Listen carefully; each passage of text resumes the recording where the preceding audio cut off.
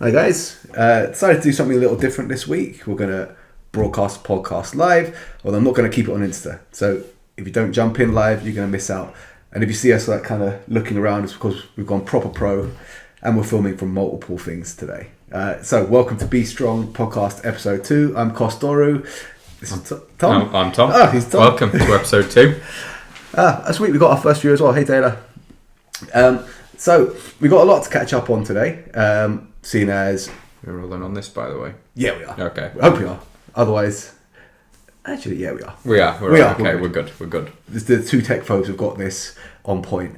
But before we go into all the crazy shit that's been going on, how are you getting on, Tom? Good, mate. Very good. Can't complain. My cough is a little bit better, so hopefully on this episode we're not going to be every few minutes. I think that was like one of the big takeaways. So first thing you'll notice is that obviously we fixed the lighting for one. For anyone that complained about that last time, we took that on board. We fixed that.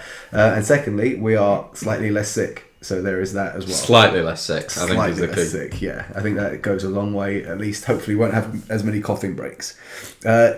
So in terms of what we've been up to, trying to put this in chronological order. Firstly, I wanted to mention and wanted to chat to Tom about the beef between B Team and Gordon Bryan, which we didn't talk about last time. We actually forgot, but I've been absolutely living for it. So I've got to put you on the spot, Tom. Yeah. Are you B Team, or are you in Gordon's camp on this one? I've got to be more B Team.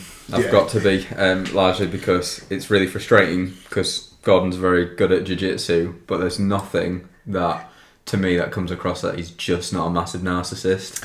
Yeah. I think there's very few redeeming qualities, or there seems to be very few redeeming qualities. Obviously, I don't know the guy, but it doesn't seem like he has a lot of redeeming qualities as a human being, other than the fact that he's very good at jiu-jitsu. He seems like a pretty sucky person. But You've got to be careful though, because if we talk about this, then all of his fans will hear about this and just troll us. this is true. So if you, like, to be fair, you get review bombed now from like, all the Gordon fanboys. But yeah, I've been absolutely loving following the just watching Craig, particularly just poke him to wind him up. And my favourite one was the one where he had the book, his book in the sports car. Absolutely brilliant. Yeah. So if you are watching that and you're watching this live now, and you have been indulging in that beef, just let us know in the comments if you're Team Gordon or if you're B Team.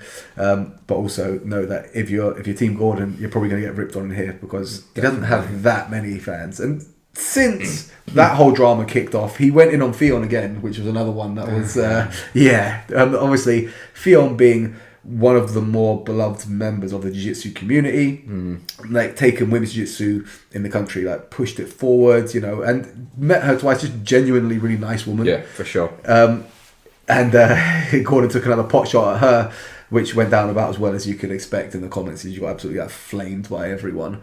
But he's not doing much in terms of, what's the word? Trying to like redeem his character somewhat. I don't think he cares. Nah. And that's clearly what's made him famous on his platform, right? Is trolling people. Because it used to be when he was at Henzo's, it just hate on homeless people or people who don't have jobs because they don't work hard enough. So that's pretty much his MOI, isn't it? Yeah, just get more money, bro. Yeah, just work get harder. better. Just cheer up if you're sad. It's just, yeah. So anyone watching this, don't take like Gordon's advice on mental health, wealth, or anything other than jiu-jitsu, of which he's extremely good at. Yeah. We have to caveat that jiu-jitsu is very good. At life in general, probably not the best. Andy West saying he's a one-trick pony and making the cash. You're not wrong. Yeah, and that is the thing. I was talking. Funny enough, a little segue. I was talking to Jay Furness about this, like being really good at one technique. But it's one of those things. If you are a one-trick pony, it pays if that trick is really, really good. Otherwise, then you're just a bit shit. But this is the really interesting thing, I think, sometimes about the cult of celebrity is when someone gets really good at one thing and then Andy, what the fuck? Sorry for disappointing you, Andy. We'll try better. Sideways. Here we go. Right. I'm going to stand you back up right. again. Right. Do we need something it can rest on ever so slightly under there? It is possible. Right. Right. You stay there. Right. I think... You know what I'm going to do? I'm going to take this out. Yeah. Well, yeah, that's just a sensible option. Yeah. Yeah. Cool. There we That's go. better. Right. Now, in theory, are you sure you want to shut your computer now? No, I definitely don't want to do that. I am sorry, Andy. Yeah. Cool. So, yeah, I think one of the things they're saying is, like, with the cult of celebrities, if you get someone who's normally very good at one thing, they instantly assume that they're good at everything. Yeah. Prime example for that is jiu-jitsu black belts, or it's one of those things, isn't it, where if you meet someone who suddenly becomes a celebrity, they're then a mental health expert, or they're then a finance expert, or they'll run seminars on how to get rich by finding a gap in the market and working really hard, when in reality it's a little bit more complex than that. Yeah, and I think, funnily enough, a lot of that is people like reading too much into like Musashi, how he said like once you know the way broadly you can see it in all things. So thinking like, oh, I'm excellent at one thing. I can the whole meaning of that is like that you can become excellent at other things through the drive that you have to excel at that one thing. A lot of people take it for granted. I've already excelled at one thing, so I automatically will excel at other things without the same work. Yeah. Not the case. Don't quite carry over some for example, I think I'm quite good at physiotherapy, but you ask me about geography or finance, terrible. Terrible. Yeah. It's one of those. So they're very much it feels self-limiting to say to people, stay in your lane. Like you're limiting, but in the case of like Gordon Ryan, he should definitely stay in his lane. And like it's no bueno, you know, in that instance. There was actually something else I was going to mention to you randomly. So obviously doing this at my house now, if you can't tell, different background from last time. No halo of exactly, light no behind. halo of light behind us. Tom came in and was just having a chat with Hayley about things. And one of the things that popped in my mind randomly was that I ever told you that Hayley used to date a clown. What? Go on. Yeah. And it's tough because sometimes I feel like I've got really big shoes to fill. Yeah. Boom, that joke, snuck it in there. Yeah, I was quite proud of myself this, and it did take me a while to find that one, but it was worth the effort to find that. Always a dad joke, like it. Yeah. So what the other things I was going to go through, we had a couple of like technical jiu-jitsu questions come in, but one of the main things that came in was people asking about Tom's religion, which we're going to go into in a bit of a deep dive. Hello, everyone else jumping in. But figured we'd tackle the jiu-jitsu stuff first because it won't take as long. Cool. So, two questions that came in specifically jiu-jitsu related. First one, dead simple, is faith submission. Ooh, it's hard. I mean, I know what yours is, but my favourite one at the moment is, and it's not just because we did a Dan Strauss seminar on it, but for probably the last year, I've really enjoyed a mounted armbar. Largely because it's the process of breaking someone down, and you know when you're in that position at the end, you're like, I've got you. There's nothing you can do about this. So, yeah, I really enjoyed that. And to be fair, I think my favourite submission is an armbar, even though I'm a male, and it's typically not something that men seem to do a lot of. But ever since coming from judo and other things, it was always a big focus. So I think I've maintained that focus a little bit further in jiu-jitsu. Yeah, it's like I say, I've started to use it a bit more after that seminar. So shout out to Dan. Anyone who's wanting to get him in for a seminar, 100% do it. Awesome. Like he's got some proper gems. In terms of my favourite submission, I mean it's got to be head and arm choke in terms of it's my highest scoring in competition. I seem to catch everyone with it. Funnily enough, the submission I use most, but tend to not finish people with, is a guillotine. I use that to catch people with a variety of different things. But overall, head and arm is going to be my highest percentage sub, even though personally, guillotine would be my favourite. And the same thing with the head and arm choke, it very much follows that same process, almost like piece for piece as the mounted armbar, just the finish is different in that you mount someone, you crush the life out of them, you slowly isolate an arm, and then you finish using that isolated arm just in a different mechanism. But I think both of us like the crush prior to the submission. Yeah. Like with your head and arm especially, like there's always an option, but then you slowly like inching away someone's life before they tap. Yeah. Similar with like the mount, like to really compress someone and cook them and then take their arm. It's the best. It is the best. In terms of leads us nicely actually into the second question that came in, was improving your top pressure. And seeing as we both just went off on a tangent about how much we like crushing people. Oh, hello Claire. how much we enjoy crushing people, we figured we'd give some tips. So if you were speaking to someone, say a new white belt, who was saying that they were finding themselves getting turned over from top, and that, what would you say would be like tips you'd give them in terms of increasing their squish, basically? I think we'll probably come from this from two slightly different perspectives, because I'm a really, really tiny person. It's also a good point. And so one thing I learned, especially when I was doing mount attacks before, was a big development in no gi, because when I was in gi, I was always looking for like a cross collar, where suddenly when I found myself doing a lot more no gi, I'd get to that position and be like, well, what do I do now? So big thing for me is always having at least, like when people think about climbing, like there's 3 points of contact. So I'll do mount a little bit differently, in the sense that when someone bridges, the first thing I'll do is I'll take my feet and take them up to the mid back and splay my knees out. And so once my knees are there, I'll have my head on the floor. So I've got those 3 points. And then when those 3 points are there, I'll normally have one arm with the cross face, and then the other arm just to stop that basing. So if I'm cross facing with my left, I've got my head and my arm. And then when they start doing silly things, I'll start walking my hands up. But I think for me, it's about taking my hips so high above their hips that the bridge doesn't really count for anything anymore. Yeah, I was going to say that, like, as a lighter person as well, that's going to play a big point in that people will try and just bridge you off and just be meatheads about it. And I can vouch for the fact that Tom is very, very hard to bridge and turn over, so it works.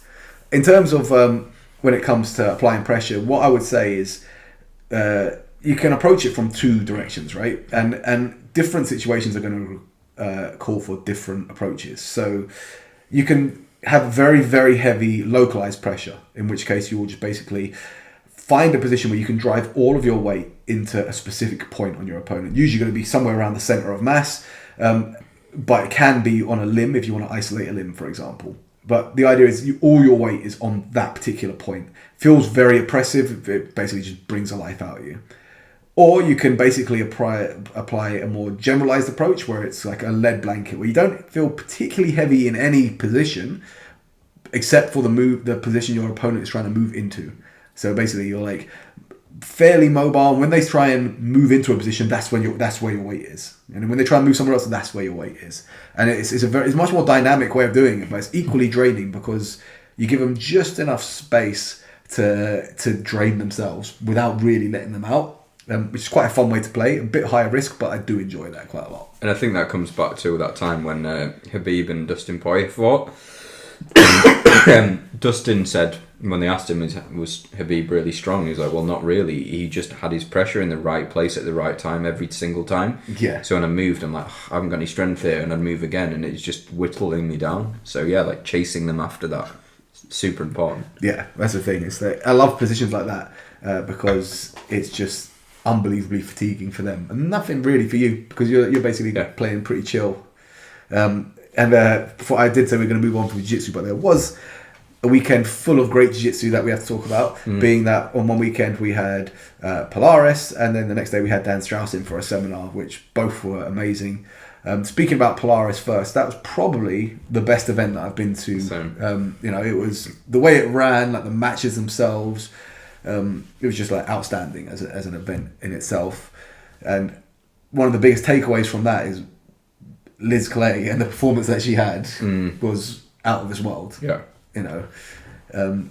You basically saw a young woman, 22 years old, put herself forward in a position where you could make the argument that she's the greatest in the world, because you have the two ADCC champs that she beat to win that tournament, which is, I mean, that's a pretty freaking good result. And the fashion in which she beat them, right? Yeah. I think that was everyone who was there, and there's definitely a feeling like she's like a cyborg. Yeah, it was scary. When she had a first match and then finished it, wasn't really out of breath. When she took Fionn out, and then when Dan was interviewing her, what really stuck out to me was the mindset that she possessed.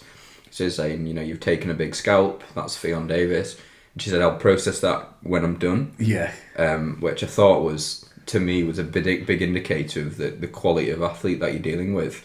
And she had a lot of different things. Well, we picked up on a few things, like she was almost goading a knee cut and always jumping on a false reap. Like you could tell she just drilled that so hard and so well.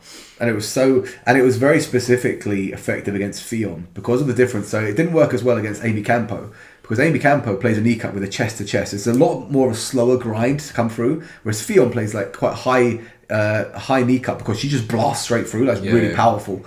But obviously, chest higher leaves space for that false reap, and she was goading it and obviously nailed it in the end. But the way she did it was so smooth. I watched it and realised like I need to do this against people that are trying to knee cut me, but I haven't been able to do it so far. It's very high level, and obviously working against the best woman in the world, you know, it's something else, that performance. And I think there's something really funny about that event, because loads of people are asking me at work, like, what did you do this weekend? And I was trying to emphasise like how big Polaris is in grappling, and then I will caveat that with it's in Doncaster.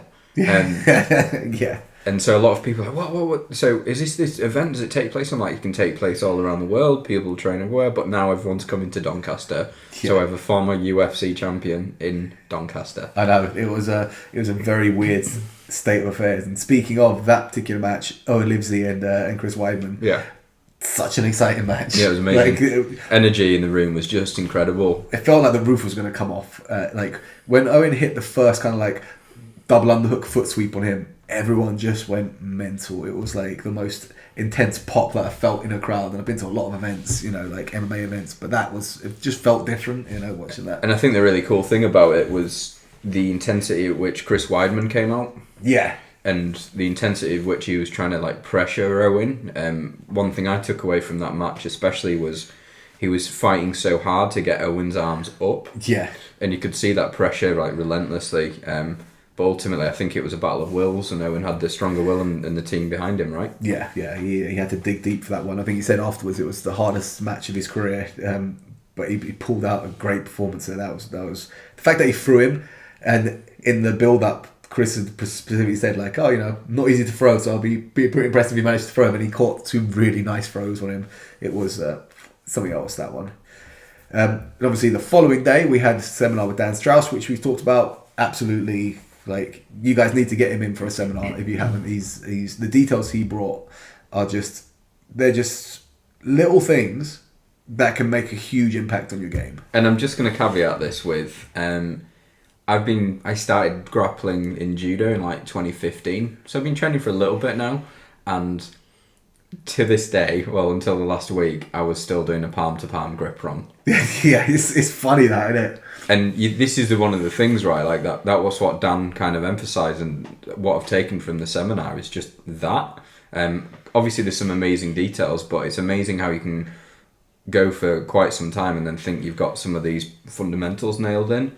And it's rare that you'll have someone teach to such a level of detail where they can expose that in a seminar that's demonstrated to 30, 40 people. Yeah, 100%. And like I say, the pathway that he taught, I've been playing around with that, trying to get it on everyone, and it feels so oppressive. Like, obviously I haven't perfected it yet because it's just going to be reps, but each time I've tried it, I feel like I've gotten better at it, you know. And it's one of those that it is very, like, you can just replicate it perfectly once you get it down, you know, that whole pathway. It's not like just one move, it's everything into it. It wasn't overly complicated, because we've been to seminars before where someone will show you like so many techniques and it's a list of techniques, but principally it's you've got mount, how do you keep it, how do you progress it, and how do you finish with the armbar.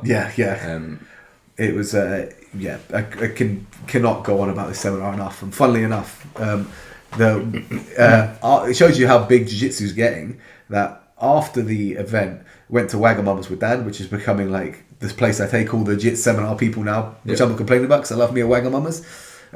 But I took him there, and the waiter spotted Dan was wearing his Scramble t-shirt. Come over, was like, he thought it was Scramble Academy in Leeds, because he was a 2-stripe white belt looking for somewhere to restart grappling because he hadn't grappled for a while. Right.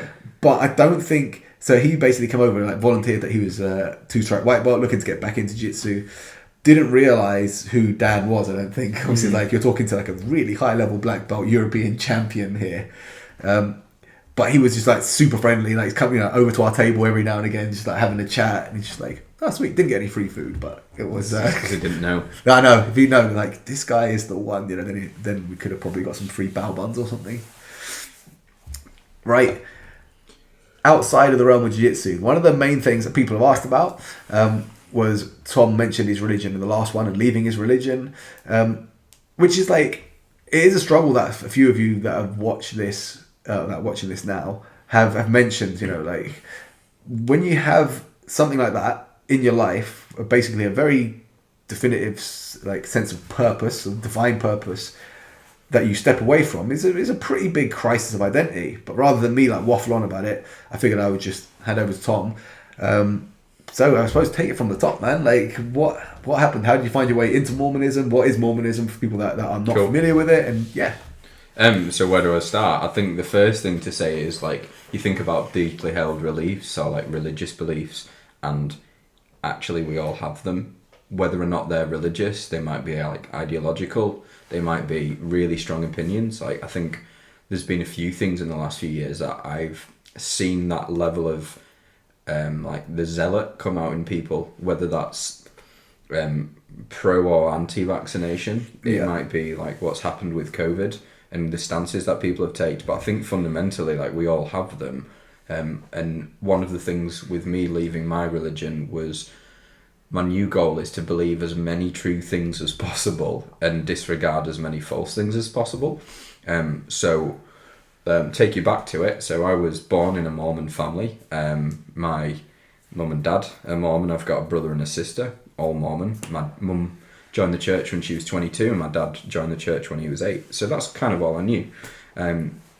So Mormonism essentially is like a fringe version of Christianity. So Mormons, Jehovah's Witnesses, like Seventh-day Adventists, Quakers, Shakers, all emerged from the same parts of America. Fundamentally, the main belief is they believe that after Jesus Christ was killed, then all of the power was lost, and then God just decided one day to reveal that to Joseph Smith and said, you know what, I'm going to bring it back, you're going to be my guy. And then off the back of that, he revealed these golden plates to him, which were, if you think of like the Bible as a record of people in Jerusalem and that sort of region, the Book of Mormon was meant to be a record of people in Native Americas. Not so much the case, as we've learned. So fundamentally, like with Mormonism, you'll find that there's a strong sense of like American nationalism, in the sense like it's God's chosen land. We were taught that the Garden of Eden was actually in Missouri, Jackson County, Missouri, and that one day God would come back to Jackson County, Missouri. And so how did I go through there? I think the first thing to take from it, for those people who've asked and are obviously struggling with their own faith crisis, is essentially it's really tough to come out of. And what you'll find with a lot of people who've left their religious beliefs is they, how can I put it? A lot of them will be like, oh, I think it was a little bit silly, or I'm not sure I believed it. But for me, it was like, no, I definitely believed it. Like, gun to my head. Yeah. Like, I believed it to the point where I'm sure you've all seen like the Book of Mormon, or when people have got the name badges, like you have to do that as a bit of a rite of passage. So from the ages of 19 to 21, people go on those missions. I had friends go to Canada, Japan, and I went to Birmingham. Short end of the stick there. Definitely short end of the stick. And I remember probably like 6 weeks into my mission, I was like, nah, God's got this wrong. I was waiting for a letter to come through my door and like just send me to Ghana or somewhere where it's warm, but still Birmingham. But back to the gun on the head thing, like I remember watching a documentary, you know, with Leon Edwards, and when it was rise to fame and everything. And there's these towers in Birmingham called high towers, and there's these 5 really big tall towers in quite a run-down area, to say the least. I remember knocking on a door when I was a missionary, and a guy came out and put like a knife to my throat. He was like, don't have these white boys knocking on my door.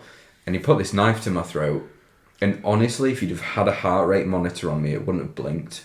Because I had such a deep sense of like belief that like God was going to protect me, and I had a mission and a purpose. And the process generally is you're in the church. At 8 years old, you'll get baptized. At 12 years old, you'll get a priesthood, and that priesthood means that you can like bless and pass like communion. And then going on from that, you can baptize when you're 16, and then you go on a mission sort of when you're around 19. And so after coming back from my mission, did all my Mormon things, went to university, got married, met my wife in church, and it was about a year into my marriage that I started to have some questions, and I think I've always had those questions, but I didn't really interrogate those questions. Have you ever read 1984? Yes, yeah. It's been a long time since I read it, but I've read it. Yeah, so like in 1984, I was reading that book, and it kind of hit me really hard. There's a phrase where the character in it, Winston, talks about doublethink, and doublethink is like cognitive dissonance, or your ability to hold two conflicting beliefs at the same time. Yeah. And I remember reading that and being like, whoa, this is kind of how I feel. Like, there's stuff I'm not okay with. But then like a common phrase people will use in the church is, I don't know the answer right now, I'll put it on a shelf, but I know like I'll get the answer. But the common metaphor is you can only put so much stuff on a shelf. Yeah. But then my wife, who's a really, really advanced mathematician, just lives and breathes data. And she was given a record of the Book of Mormon. Do you remember, like at university, or if you hand in essays, it will like cross-reference it with other sources of literature to see how much you've cheated? Yeah, yeah. Someone did that with the Book of Mormon, and actually what they found was it was like 99% copied from all of the literature in Joseph Smith's regions at those times. And it's to the point where it gets preposterous. So one of the things in the Book of Mormon, one of the main characters and prophets in it is called Moroni, and he buries the Book of Mormon in something called the Hill Cumorah. So he has to hide these plates. He digs a hole in Cumorah, buries them away. But actually, when you learn about what Joseph Smith learned and what the books they were given, there's actually an isle in, I think, of the East African Ocean called the Isle of Comoros. All right. And its capital city is Moroni. Yeah. So you got to ask yourself some questions. So actually, after my wife had that faith crisis, I started to ask myself some questions, because as a man in church, you're meant to be like the leader of the home, and I felt a really strong sense of personal responsibility to be able to like answer those questions, or to be like really righteous. So hopefully my righteousness would rub off on her, and then she would like go down the straight and narrow path. And I was really, really uncomfortable with it, and so I started reading some things. And I had like a quite a significant breakdown. So for like 6 weeks, I was really anxious, and I'd never been anxious before, and something had kind of upset me. And it took me quite a while to be able to understand what it was, or how I get my head around this thing. So anyway, went through life. Gillian was pregnant, and my first daughter was about to be born. So I just thought, fuck it, I'm going to try and find the answer. And so I'm like, if it's true, it's true. Yeah. And if it's not true, like, that's all good. I'd rather believe an uncomfortable truth than a comfortable lie. Yeah. And boy, did I. So I was starting to like buy up records from upstate New York and like read a lot of this stuff about like Joseph Smith, or the Golden Plates, or the Book of Mormon. And then I just remember one day I sat in the shower and just went, fuck, he made it up.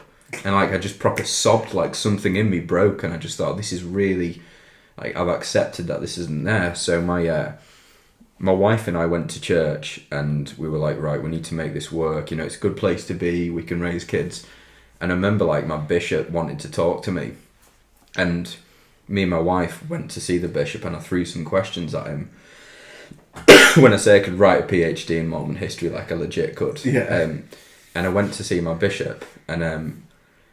I said, like, there's a question here, like, Joseph Smith's not what you said he was. Like, he had this relationship with this girl called Fanny Alger, and Fanny Alger was, like, 16, she worked in the house, and the church was like, oh, no, they got married. I'm like, but they got married before polygamy. Like, you're making all this stuff up.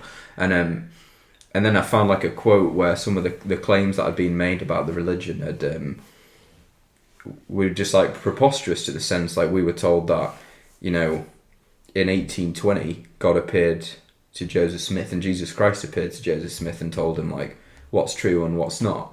And then when you go into the history, like, no, I actually didn't say that till 1838, and he used to believe in the Trinity in 1820. Yeah. But then if you go back to 1805, there was this bloke called Norris Stearns, who, word for word, had the vision he cited in 1838. So you're like, this is bullshit. Yeah. And so... I had these moments where I started to realise, I'm like, fuck, this isn't true. And after we'd been to church a few times, like, Bishop went to speak to me on my own, and I was a bit annoyed, because it was very much like, is your wife influencing you? I'm like, don't put this on her. She's smarter than I am. And he's like, well, I've been thinking about your questions, Tom, and he's like, I have an answer. And I'm like, cool, what's your answer? And he's like, well, it'll just make sense to me. I'm like, yeah, but what, how? Like, how does that fit? And he's just like, like, it just fits. I haven't answered your question. I'm like, but what's the answer? Like, can you just logically take me through this process? And then I remember I got into my car. I said to my wife, I'm like, I'm really struggling here. And to be fair, Gillian was being really sympathetic. She'd have just walked out like 6 months ago. And she just got in the car and she looked at me and she just went, fuck it, I'm done. And so we got in the car and didn't go back. And actually, aside from the fact that I'd left this religious belief, like, I was a bit lost, because like, I used to believe that if I would pray, like, stuff had happened, I was heard, and like, my relationship with God was like one where I thought, like, this person really cares for me. Or like, when I used to compete in sport, and that was my guy, do you know what I mean? And I felt like it had my back. And then to step outside of that, the biggest moment where I had this realization where actually I don't think I just don't believe anymore, is like, my daughter was born. And when my daughter was born, my wife had a really bad birth, so she lost 4 litres of blood, and it was like really traumatic in the sense like blood had gone everywhere. I'm holding my daughter, they'd rushed her out to surgery, and I remember just being sat in this like chair holding Lily, and they're saying like it's 4 litres of blood. I'm just thinking to myself like, I guess I'm a single dad now. Like, I didn't think in that moment like, right, God, you got it. Like, even like the deepest part of my personality didn't even feel that connection.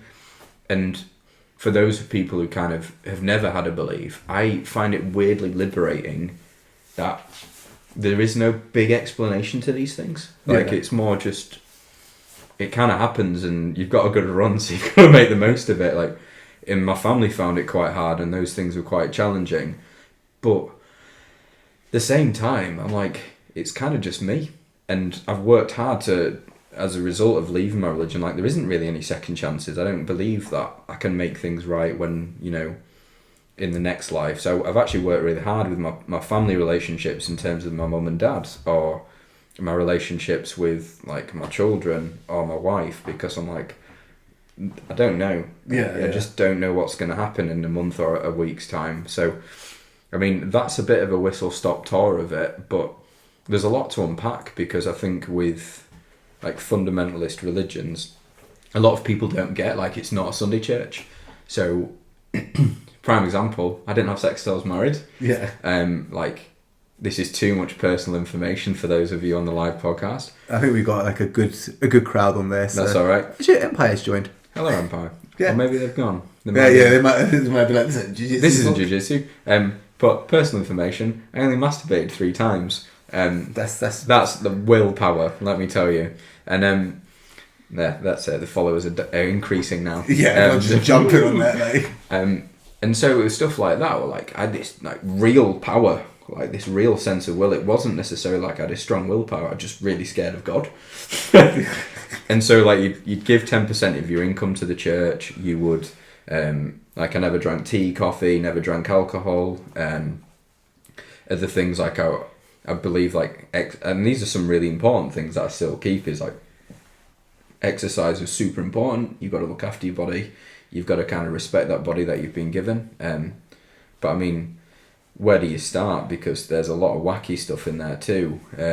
But I think fundamentally trying to get your head around where you stand, or like what is the world, was a really jarring process for me. And it's kind of like a breakup where, the thing, you have a relationship, you break up, you're like, I hate them, I don't want to talk to them, and now you make jokes about them. Like, I'm at the making jokes point of it. So sorry for those of you who are listening who are still in. No, but there's quite a lot to unpack there, but I think there's something very similar in terms of like Jehovah's Witnesses, Mormons, and Seventh-day Adventists, because they're all from that region and they share a lot of common beliefs. Yeah. And in terms of, like, I know the word cult gets thrown around a lot, but if you have like some, I suppose, key commonalities amongst what you would describe as a cult. Yeah. You'd have charismatic leader, probably some form of polygamy. usually revolving around that leader, in fairness. Yeah. Some form of income, again, generally geared towards the top end of things and stuff like that. And then the way you describe Mormonism, there are all of those things, and we've spoken at length about how being in that has made you hyper aware of that kind of environment in other things, like jiu-jitsu. It's a thing. Which is obviously, I always say jiu-jitsu itself is a weird cult as is, but there are more culty cults than within. There are weirder culty sects within. I've seen that, Ben. More religion, too big. Second biggest touche. That's 10 points for anyone who guesses the biggest cult in the North Leeds area. But you made a good point about that, the jarring effect of it, because leaving, you're going to have that kind of sense of the cognitive dissonance, like you spoke about, being relieved that you're out of the environment that you don't believe in, but also the uncertainty and the fear of now being alone in a sense. Because like you say, having a very deeply held purpose or sense of self and greater purpose and your place within the universe kind of just pulled out from under you, leaving you with the belief that you're basically on a rock that's just hurtling through space with billions of other people, but essentially alone. It's a jarring thing, and I think a lot of people in that situation would experience the same thing. And in my opinion, because I'm not a religious guy, grew up, I was baptized, I was confirmed Catholic, but I didn't follow religion, I wasn't particularly religious. But I think religion has a place, in terms of a very important place for a lot of people, in terms of giving them that sense of connection and community and meaning in their life. Whereas if you the thought for a lot of people of basically just an accident that kind of happened some way, somehow. 10 points for most of your followers who will get that. Yes, indeed. I think most of my followers will know who the number one cult is, I think. But it is very much, and I think that actually charismatic leader, I think kind of fits the bill as well, and money, lots of money. And I think sometimes with a lot of this stuff, right, it's what makes a cult is a really vague question, because if you look up a cult in the dictionary, it's just a religion that is run by a charismatic leader. But there was a guy called Stephen Hassan, who's an expert on cult control, and he talked about something called the bite model. And so the bite model stands for 4 points, which is behaviors. Let me remember behaviors. I think it was intellectual control, time, and environment. And if you go through there's 7 or 8 points for each one. So one of the things it's control which clothes you wear. It's tell you who you can talk to. There's an in group and there's an out group. There's you can't question your leaders. So for example, in church, one of the quotes we heard growing up with, it's wrong to criticize leaders of the church even if that criticism is true.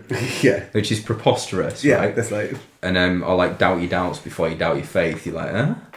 But you hear all that stuff, right? And when you're in it, there's a real power in the power of a community. Because I agree with you. I think historically we've had to have religion and ideologies to unite large groups of people. But going forwards from that, we'll find now because people tend to be a lot less religious. We'll find those communities elsewhere, whether that is jiu-jitsu, climbing, running, whatever.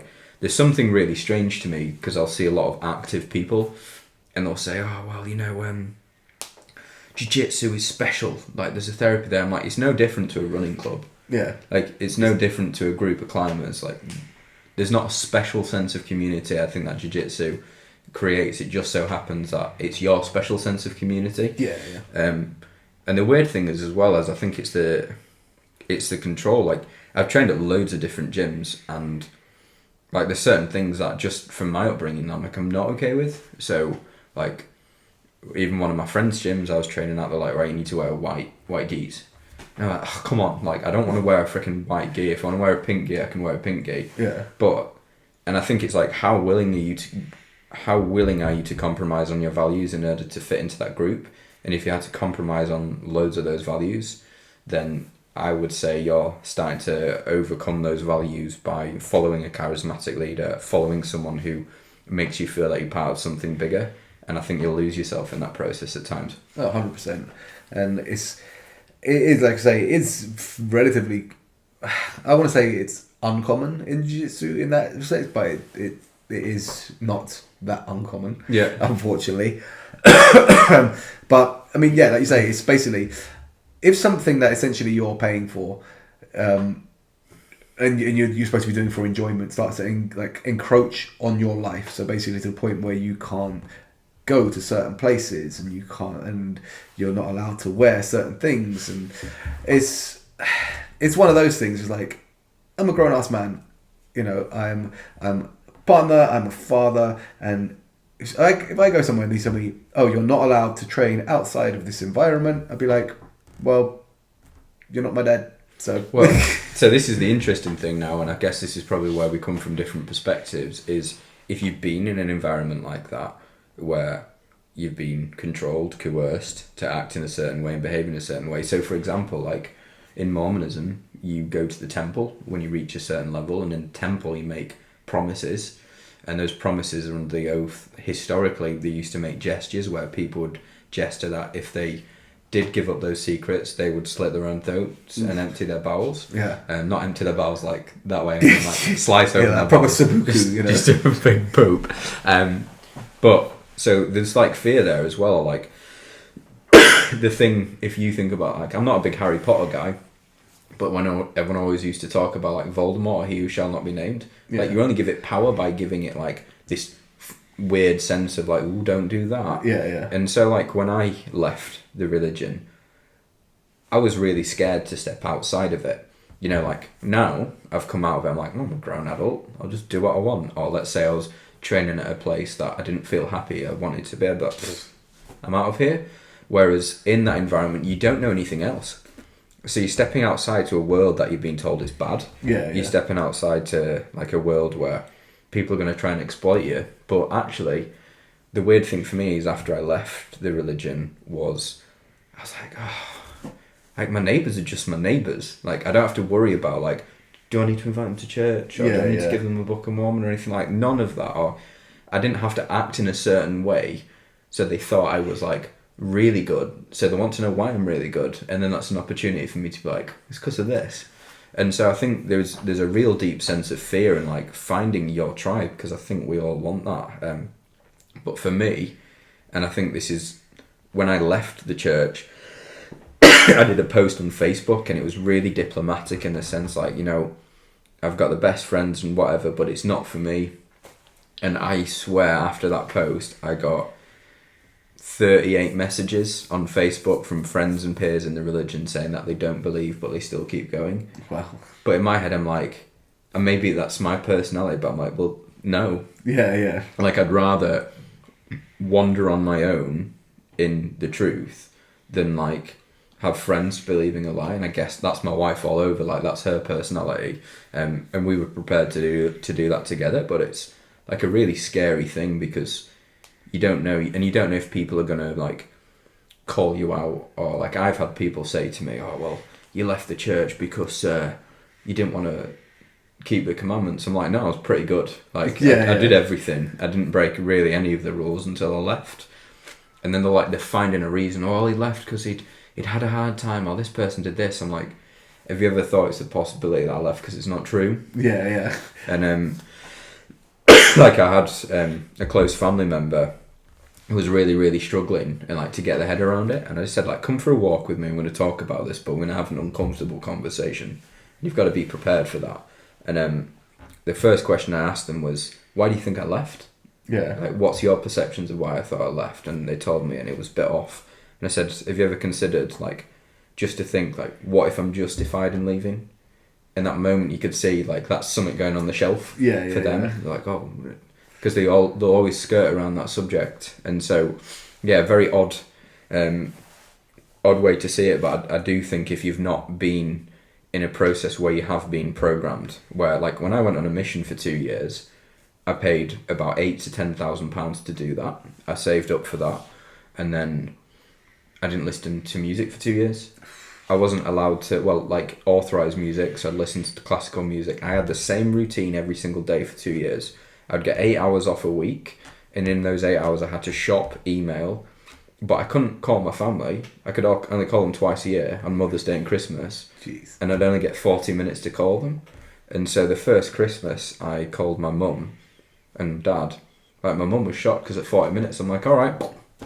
Just hung up the phone. I'm like, I've got to do, because I was so worried that if I was 5 minutes late leaving the flat, I'm like, that's it. God's coming after me. He's not going to give me people to bring to church. And I thought that's the level of, like, in some of the things, like, I might have struggled with mental health wise, which I've really gotten on top of, is like these unusual rule setting. So, like, I know if I'm having a really hard time and I'm starting to get run down and overwork, because I'll be like, I need to stop drinking. I'll set like a weird fitness goal, like I need to stop drinking coffee for the week, or I'm teetotal now. Yeah. And it's not even about the religious things. I'm just like trying to create rules. So yeah, I don't think you can, like, it's easy to unpack those things. No, 100%. And you said something there that kind of stuck in my mind about, like, you got your in and your out. You know, you're like you're in a tribe and you're out tribe. And people and you talked about people outside being a threat, and kind of ingrains you like further into the in group. Yeah. And like a lot of religions that have that in common, like going knocking on doors and things like that, like for your mission, for example, the cynic or the realist, depending on how you spin it, would say that the aim there isn't to convert anyone at all. Like, they don't expect you to convert anyone. What they expect is everyone to be cruel to you and reinforce... There's two sides to that, yeah, right. The fact that the outside world is bad and that your church has got your back type thing. You know you're in a cult, because this is what my wife and I talk about, or if you're in a controlling religion or faith, is if you have a persecution complex. Yeah. So what that looks like is... I've heard this from various people, various faiths and different belief systems. They wouldn't push so hard against us if it wasn't true. Yeah. Like, that's something that they'll say. Or there is that, right? You're out on doors. 1,000 people are going to say no to you before one person says yes. Yeah. But you're like, well, we're just out here struggling. We're out here fighting. Like, I remember I had a friend from Utah who I was paired up with on my mission, and he drew this drawing of, like, all of us missionaries as, like, warriors holding, like, Book of Mormons and swords in one hand, and I'm like, mate, we're like 19-year-old boys, just like scrawny little boys out knocking doors in Birmingham. But I think that's the thing that you taught. Like, I remember when I came back from a mission, you have to do like a report, so you come into the room and there's a high council of like 12 people, and I remember when I came back from a mission, like, everyone in that room stood up for me, and like I had to give my report of my mission, and I felt like, you know what, I'm the man. I've done this, I've served. And like, in reality, I went and knocked doors for 2 years and had some crazy experiences doing it. One story I will share with you. I was knocking some doors in like central Birmingham, and like this room full of like Rastafarians basically pulled us in, and were like railing on us for being like long-term systemic racists. And I'm like, if you're talking about Mormonism, there's probably good grounding for that. I want to come back to that actually as well. There's some things I wanted to ask you about. Yeah, let's do it. But then they were like railing on me about this. And then, you know, not just about like Mormonism, but like how, you know, white people have systemically oppressed black people, and like how I'm responsible for that. And I was like, I felt really threatened. Yeah. But they were smoking a load of weed. And as the threats continued, it became more and more funny. Yeah. And we ended up leaving the house where I was like high as a kite for the first time in my life, and they were showing us all these YouTube videos of like zeitgeist, you know, like exposing religion, and I was like laughing my head off. And I remember leaving the flat and going to like ringing my mission president, because I used to be assigned to like look after 30 missionaries, and then there's like a chain of command, and I called my mission president up and I said, like, I need to go home. But I was so hungry that I went to Asda, and you know those triple packs of like chicken sandwiches? I bought 2 of those and went home and slept. And I'm like, I felt so bad, but in my head that was quite fun. Yeah, I was going to say, like, with the religious systemic racism, is this true? I can't remember where I've heard this, but like, in the Book of Mormon, there was like, I don't know if this set of beliefs has been removed since, or but basically it was saying that the basically bad people had darker souls, which was reflected in the colour of their skin, and black people weren't allowed into the church until relatively recently, I want to say. So this is where we're going to go full history on it now. In the Book of Mormon, there's a book called Second Nephi, and they talked about like how the unrighteous descendants of one of the prophets in the book were given a mark of blackness on their skin. Yeah. So yes, that's what it was. And so what that looked like in the church is black people would get baptized, but they weren't able to hold the authority to, like that priesthood I talked about. They didn't have the authority to administer with that priesthood. And that wasn't until 1978. Jesus. For those of you who've seen the Book of Mormon musical, I believe that God didn't change his mind about black people in 1978. And so that's kind of the reference for it. If the Book of Mormon musical, having listened to it, has such a good understanding and grasp of that culture, I find it hard that people think it's funny who've not been Mormons. Yeah. Because there's just so many in-jokes. Absolutely, it is brilliant. I don't like musicals, but I love that. Yeah. But again, from an outside point of view as well, that's the thing. So someone who's been in that environment, seeing that, it must be like next level. Oh, for sure. But then like taking back the racism, because the church has like recently been like, oh, we're not racist. I'm like, well, you got to look at the history. So like Brigham Young, who was one of the there's the second prophet of the church, said that if a black man or a black woman married a white person, that it would be better that a javelin be put through that person's heart than them stay in that marriage.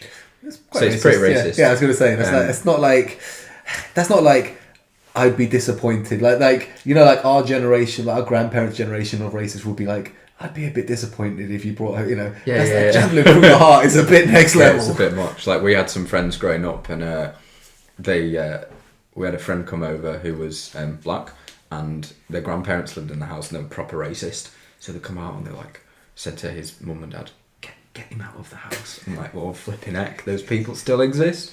Yeah. But yeah, so that's one of the things, and like that changed in 1978.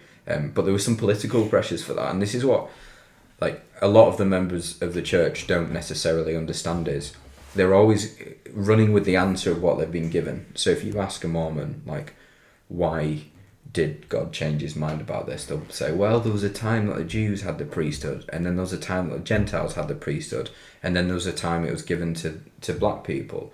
But in reality, there was big political pressure from the US government based on their stances, and the good old threat of removing tax-exempt status came to play. That was a big one, wasn't it? Yeah, and recently the church got sued a measly amount of $5 million because they'd hidden $32 billion worth of investment in 11 shell corporations. So it's like you talked about, money, power, sex. Yeah, well, like, Mormonism especially is a particularly affluent religion in that there was talk of like how when they'd be in a town, for example, they would like proliferate widely and be involved in everything that was money making within that community.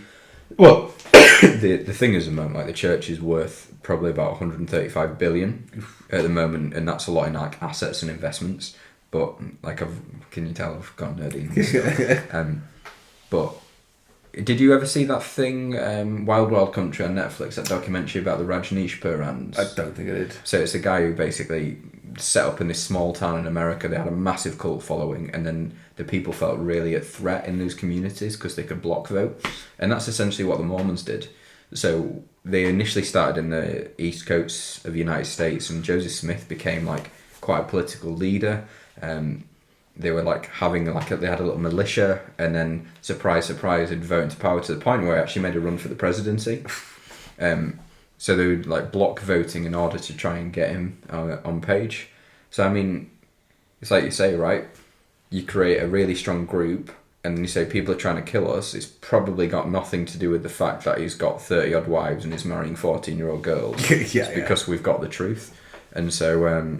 That's fundamentally what happened. So Joseph Smith, the reason Joseph Smith, who was the leader of the church, got killed was he was the mayor of the town, and someone had printed something called the Nauvoo Expositor, which was exposing the fact he had multiple wives, and it was all a secret.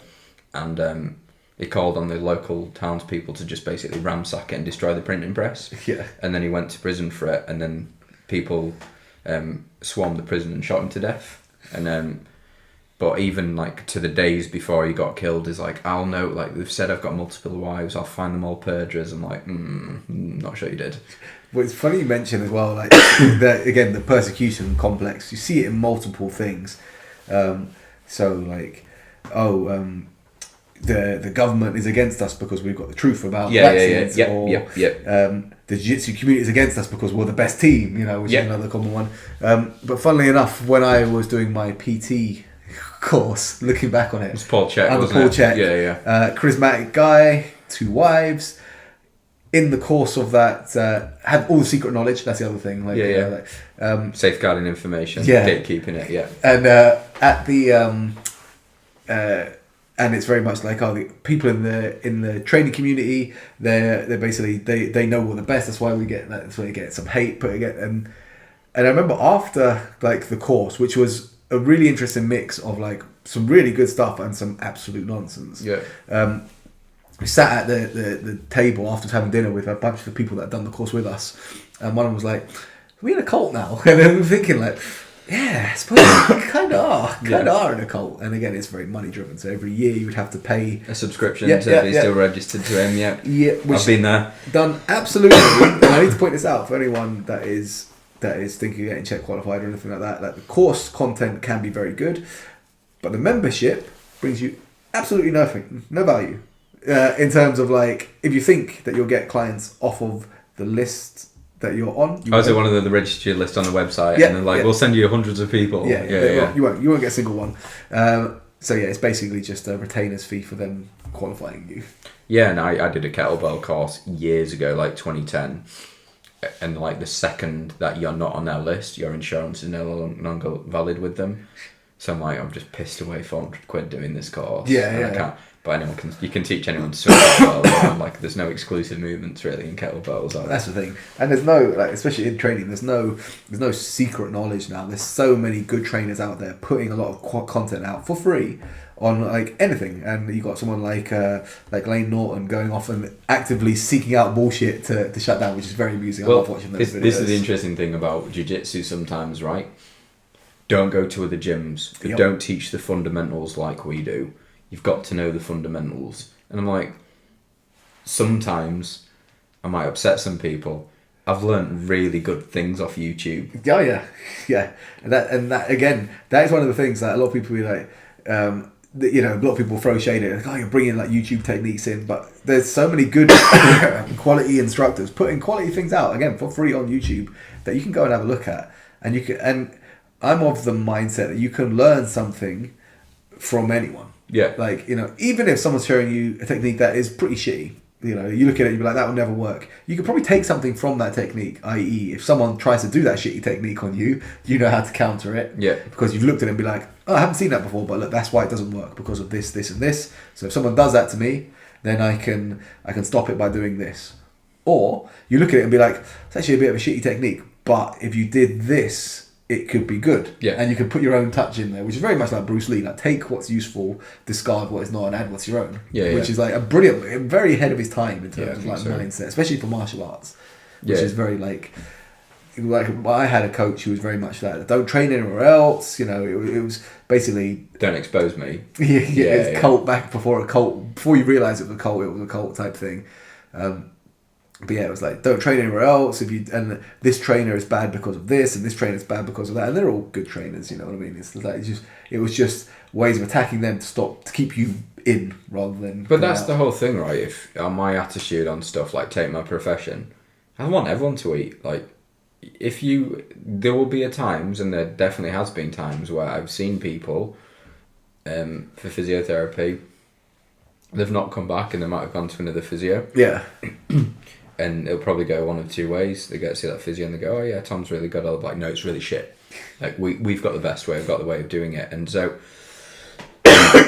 don't get too like precious about those things. I think if you hold like a scarcity, like sparsity mindset, then you're just going to get upset and wound up about these things. No, 100%. And you can't take it personal. Like, I've had people that have come to our gym and stayed. I've had people that have come from like other gyms and train and do both. We've had people that have come and left.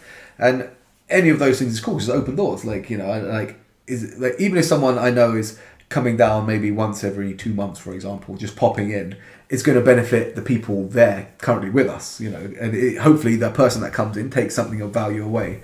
But what I don't do, if I know someone that, you know, has a tough schedule, so they train wherever they can, for example, or, you know, is a member of another gym but just wants to kind of dip their toes in and train with us sometimes, if I try and like stop that person, be like, no, you got to train only with us, I'm probably going to lose that person altogether. But I'm not giving them anything. I'd rather have them come in and take something of value and take it back to where they go, rather than not come in at all. You know, because like if they come, it's going to benefit my people, and hopefully they'll get some benefit from it too, and everyone wins. Well, I think like a lot of the stuff I talked about on my religious rant really does apply to the things that we do. So like, have you come across logical fallacies before? Yeah. So like a logical fallacy is one of those things where in essence it invalidates your argument because it's not a logical way of understanding the world. So for example, in the religious sense is you'd say, I don't believe in God, and someone has said, well, how do you not believe in God when all the stars stay up? And you're like, well, it could be, like, in a facetious way, it could be the spaghetti monster. Like, you're just answering a question with another question, or like, it's called like an argument from ignorance. You actually don't know the answer, but you're just throwing something in there that you hope fits. And I think when we understand some of those things and take them into the sports that we do or the professions that we do, you've got to smell your own bullshit sometimes. Like, I catch myself sometimes, even with physiotherapy, like, I can feel myself getting biased about certain things. I'm like, stop it.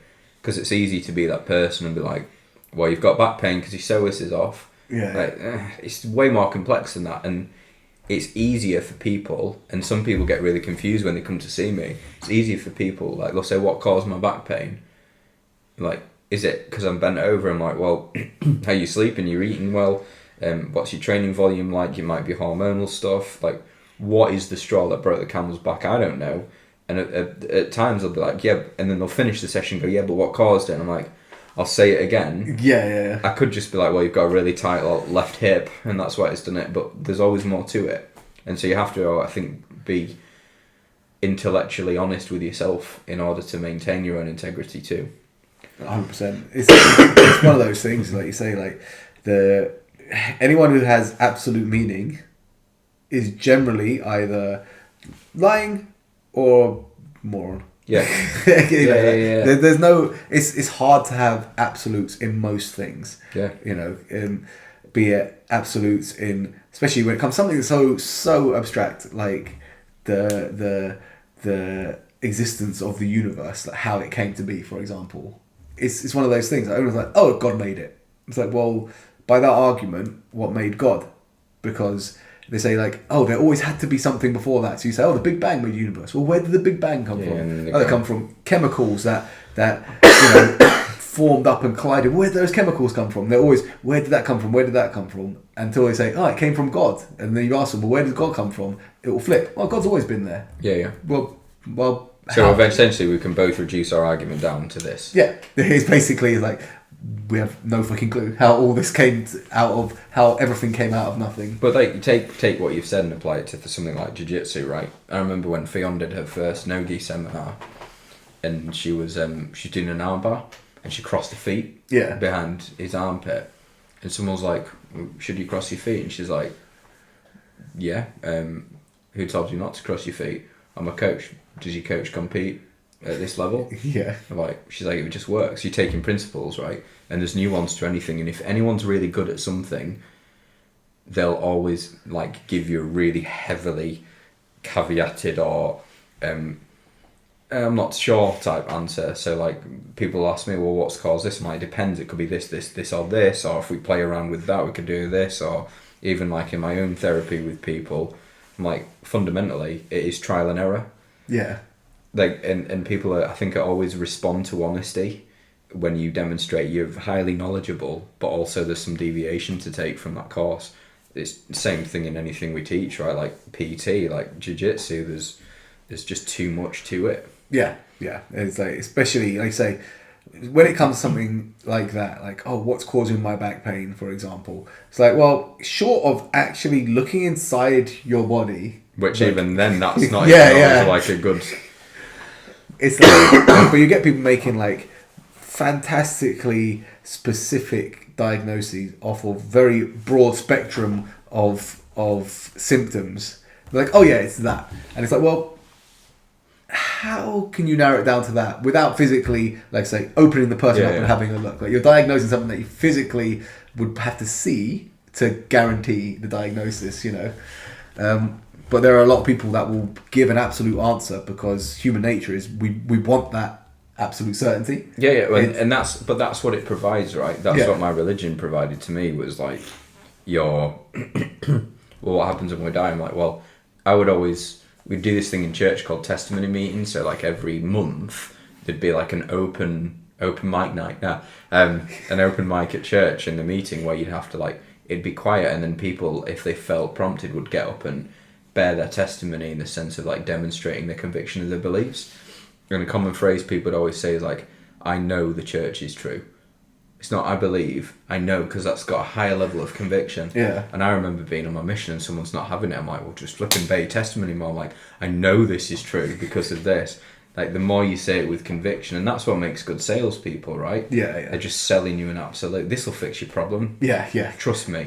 You get that a lot. And I love, so some people watching this will know that anyone that comes in, I tend to get a lot of things in my inbox, but one of the really common ones is coaches, like business coaches, trying to, and I love winding them up. Like, I will go out of my way to frustrate them by just like drawing conversation out of them. So I had someone like, really, they always have a really patronizing, like, kind of opener. It's like, hey, you know, you're doing really well, growing really well. I'd love to be able to help you do better, you know, sort of thing.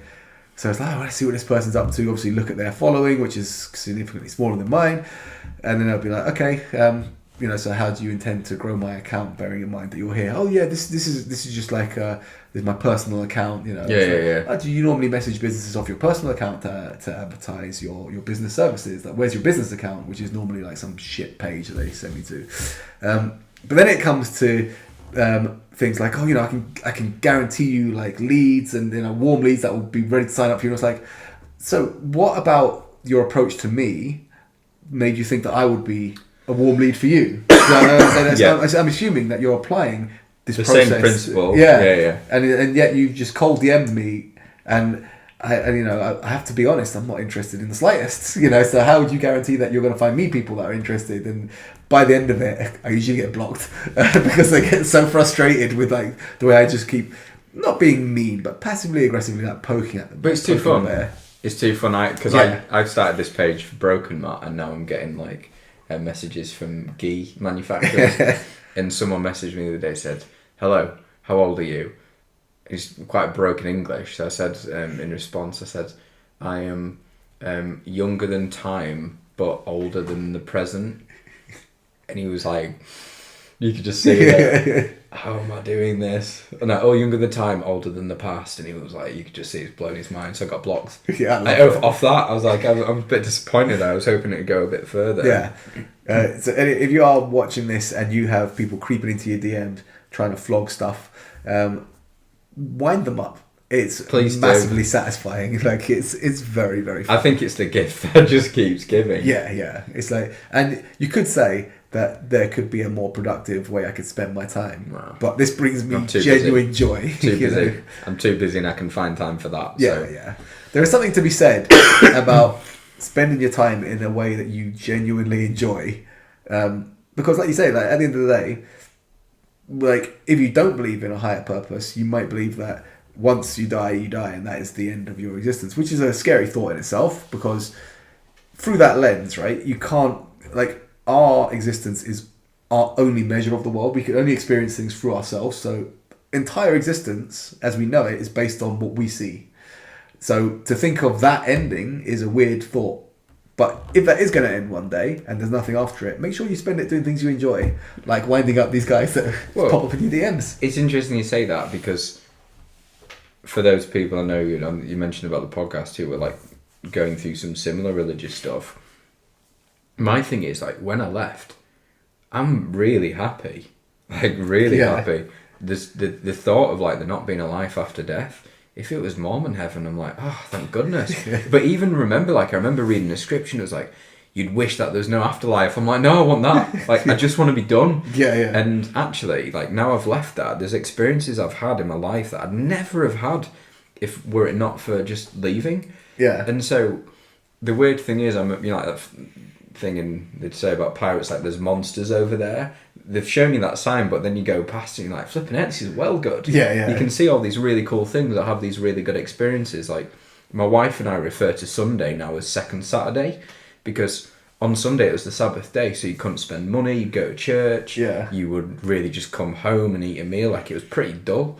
But now we've got 2 Saturdays. That's a good way of thinking of it. So it's awesome. Like it's a really nice way to see the world. So I use the time that I have had since leaving religion to also annoy game manufacturers. I know, this is our thing, and I'm surprised, to be fair. Every now and again, while I'm doing one of these lives, it's been a while since I've done a live, I'll get a ghee manufacturer pop up and try and sell me things in the actual comments. I love that. Respect the hustle, man. Respect the hustle. They proper go for it. But it is incredibly funny.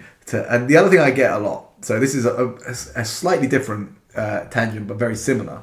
So I play chess on an app called Chess with Friends. So if you're on that, add me and play some chess games. And I get loads of Andrew Tate. Yeah. It's just like hustling. But I get on that so many like scammers trying like. Oh really? Yeah. It's all crypto. So basically they're forex traders. Yeah. I'm so grateful for Karen, who's changed my life. Yeah. So you get them like you get the same. It's word for word, pretty much the same dialogue. So I start a match with you, make a move. Hello. And it's like, great, here we go. Hey, hi. Where are you playing from? So I've got a set purpose now. I speak to them only in emoji. Nice, so they say, like hello. So I send them a wave. Like, where are you playing from? Send them a picture of my phone. They'll be like, no, where location? House. So I send them a planet. And then and then eventually either they'll block me or they'll ask, what do you do for a living? And I will be the scammer. Oh, I'm a forex trader. I do this and this. And they fucking lose their mind. There's a word. This is an insider trick. There's a word, Alaye, Alaye, which apparently scammers use to identify other scammers. They'll just drop it into conversation. If you know the word, you're, I'm a scammer. So obviously I picked up on this through all these scammers saying that word to me. So I've got to the point where one of them, I was going along, I'm all in. Yeah, I'd love to do that. Oh yeah, can you add me? Can I get your Google Mail address? And I'm like, yeah, it's alaye@stupidscammer.com. And I'm like, fuck you, man. He's like, yeah. Have you been called a benchode yet? I have not. I haven't had that so far. I've had it on one of my DMs. I respect that though. Yeah, it's good fun. I always used to like watching that guy online who would scam the scammers. Yeah. I love that kind of thing. Like CoffeeZilla's doing it at the minute, like outing all the scammers. Very CoffeeZilla's Dylan Dennis takedown was the best thing I've seen. That was amazing. Dylan Dennis is one of the only guys that when Gordon roasts him, it's actually like I'm on Gordon's side. I'm all in on that one. Yeah, it's like like the like Gordon had done like it was like back attacks or something. And he had like all the pictures of the bouncer choking out Dylan Dennis, which was like, that's ping, that's the one. But yeah, like anyone else, I tend to side against Gordon, but Dylan, you give him a free ride. And when CoffeeZilla outed him, it was fucking brilliant. But like we said from the start of this conversation, if you put Gordon versus Theon, I'm team Theon every single time. 100%. Because the thing is, obviously, having had Theon in for 2 seminars and spoken with her a bit, like, she's a genuinely lovely person. Like, she's a really nice woman. And just, like, you see her at events, like, she just gets along with everyone, you know what I mean? Compared to Gordon, who seems very abrasive, like, and seems to rub up a lot of people the wrong way. You just don't know if he's got a poly tum-tum that day, though, mate. Yeah, that is the one. But then also, again, that's why I think Craig Jones comes across in a really good light compared to him. So like Craig, he obviously you can tell he doesn't take anything seriously. He's always joking and laughing, and like if you're his mate, he seems like the kind that would play pranks on you, and you'd probably get annoyed, like, oh god, this guy's playing another fucking prank on me. You'd be like that, mate. Yeah.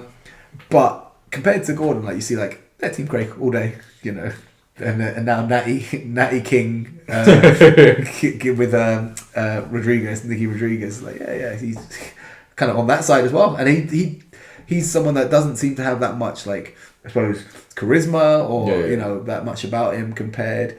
But still, still back beating. in, 100%. And is another random tangent, but there was one other question that had come in for someone that had basically had hit a hard patch in terms of motivation and asked me to motivate them to get back to training. So the thing I'd said to them, but we'll deeper dive into that, was basically, I believe it was Lance Armstrong that said, which isn't a great reference point, but take the gear. Just get swole as fuck. But I know that Eric Thomas, the motivational speaker, said it, and he said it a lot better. In that basically, pain temporary, right? So in this scenario, losing can have a massive effect on your psyche, your confidence, and it can make you not want to compete again. And the pain of losing is tough to deal with for a lot of competitors. When he said, but pain is temporary, right? So it could last a day, week, month, a year. Eventually, it's gonna pass, and something else is gonna take its place. But if you quit, then that pain lasts forever. You know, and it's one of those things that if you go out and you lose a match and you quit through fear of never winning again, or you know, for losing again more, because everyone's gonna win again at some point, but the fear of losing again can put you off competing again. And if you let that fear stop you from competing again, then the pain of that loss is going to linger forever, pretty much, because you'll look back one day when you're not able to compete anymore and wonder, like, what if I put myself out there and competed again? And in terms of you, like, obviously competed in various things like that, have you ever had a patch of, I suppose, lowered self-belief or lower motivation to the point where you're like, fuck it, I don't want to do this anymore? And how have you tackled that when it's arisen, if it has arisen? I think, because it's always easy, isn't it, to say, like, we can do those things when we're in the good mindset. But the question I would always ask myself is, like, I think about life, and generally, I've learned at the ripe old age of 34, is I think of life like pushing an accelerator, in the sense that if your foot isn't pressing down on it, then you will decelerate and you'll slow down. And so the more that you have your foot down, the faster you will, assuming that acceleration is a linear component here, you'll keep going forward. And there are times in my life where I've backed off and I've stepped off certain things, but I think always push forward in whatever form that takes. We talked about, and you and I have had some conversations about this, but like, I had a real low last year, and that surprised me, and I'd never seen that before. But, you know, I'd been around people who talk about who are depressed or are anxious, and I didn't always relate to those feelings, but at that time I did. But I refused to accept it. I had depression or I was anxious. It was, there's always something I can do. So there's a time, like, I have a really bad bout where I was like, I need to go to sleep. I'm like, I'm only going to bed at night time. I need to do just one thing to keep myself going. And I think in relation to, like, having competed at, like, a super high level in sport versus, like, feeling that way, I think it was harder in that stage. And it's a case of find the one thing you can do to change your environment, because here's a quote from Mormonism for you. You will either act or be acted upon. And I think you've got to act. Otherwise, everything else will overtake your circumstances, the way that the world is, or your routine, your job will act upon you.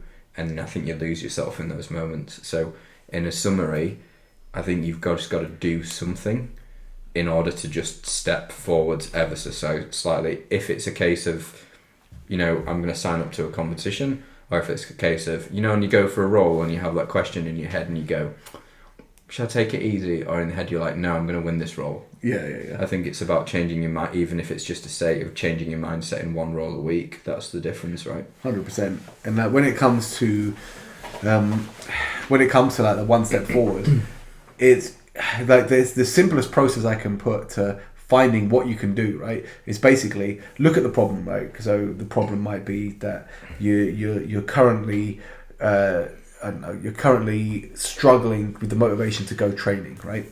And you'd be like, what can I do to impact that, like, immediately, right? Like what can I do that's going to get me a step closer to there right now? And then basically, if you ask yourself, okay, can I don't know, can I get to bed an hour earlier so that I've got the energy, for example? I'd be like, if you can, good, then start there because you've done something immediate that's gonna help. If you can't, be like, okay, what's the step before that? Could it be that, okay, can I try and make my sleeping environment better? So that even if I'm going to bed a little bit later, that my sleep hygiene is going to be better and that I'll be able to get sleep earlier because there's no distractions around, And if you can't do that, then look what the step before that is and keep dialing it back until you find something, no matter how small it is, that you can do basically immediately that is going to move you a step closer to your goal. And then once you have got that first little thing, so it's like the low-hanging fruit, right? You basically pick the lowest hanging fruit because it's a reward, like straight away, and you get that feeling of progression, like I've done this. And all it takes is that first little bit of fruit, and then you're kind of like tantalized on the journey. It's like, okay, I'm back in business here. I can do this. I can progress this way, and I can take the next little step. And it doesn't matter how big an obstacle is. Like, you're always going to get around that obstacle the same way, just one step at a time. You can only really deal with one step at a time. So basically, find the step that you can take, however big, however small, and take it. And just take the next one and the next one. And before you know it, the problem is overcome. To add to that, one phrase I always taught myself when I was competing that always helped me get through like challenging modes or dips in motivation is there is no magic. Yeah. Like, for everything you do, the outcome is a product of, largely, depending on what you define the outcome is, of your own efforts.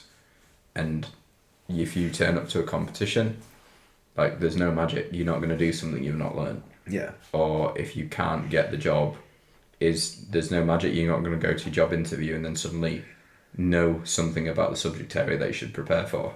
So I think just making sure, like you say, define what the objective is, and there's always something you can regress that goal so far back to one step of action that will bring you closer.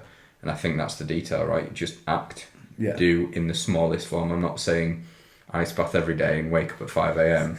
and suddenly understand the blockchain, but more along the lines of just taking one incremental step forwards. That's the key, right? Yeah, 100%.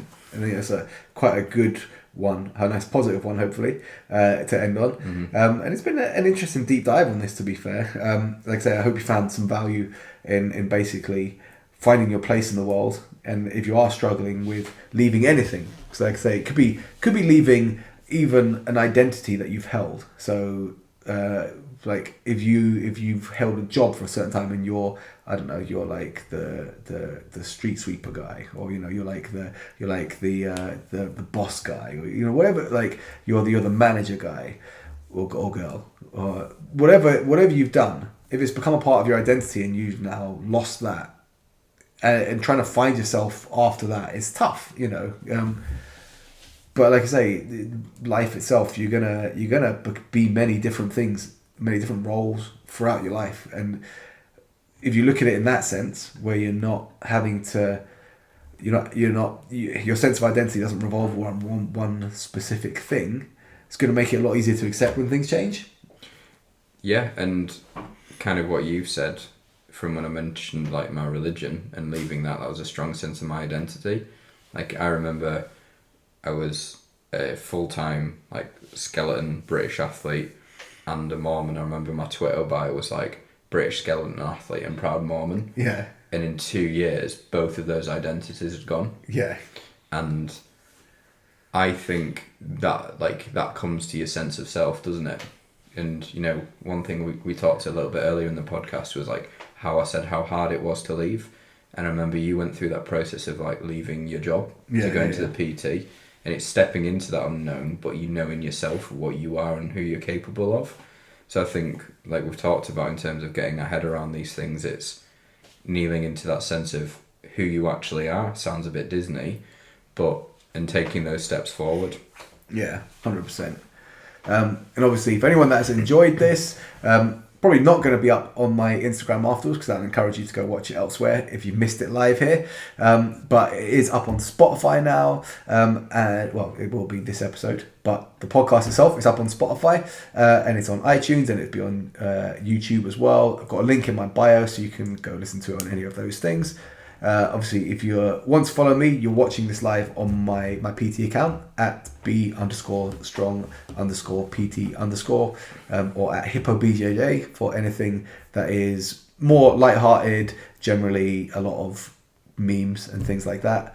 Obviously, if people want to get hold of you, Tom, where they can look? It's Tom_Walker_physio. Nice. And you can also, if you want to come down for some rolls on a Sunday night and don't want to get murdered, Broken Matt BJJ. Or if you do want to get murdered, just let someone know and they'll try and murder you.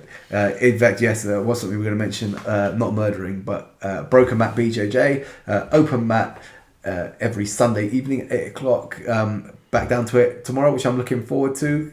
It's a great environment to get used to rolling at any level of resistance. So you can find some hard rolls there, but a lot of the people there are coming back from injury or even like crisis confident, a confidence crisis or things like that, where they maybe not ready for hard rolls, and they get rolls that are suitable for their current ability, be it whatever their current ability is. And it's a really nice vibe, We should have some banging tunes tomorrow as well. Well, it depends what you vote for, but that's I've put my vote in, so Good. I've gone J-pop, like proper anime. Someone there said Pavarotti, so we'll pull it tomorrow and we'll decide which one's going to step up. Solid. But yeah, thanks for this, guys. Thank you. Hope you enjoyed it, and we'll catch you at the next one. See you later.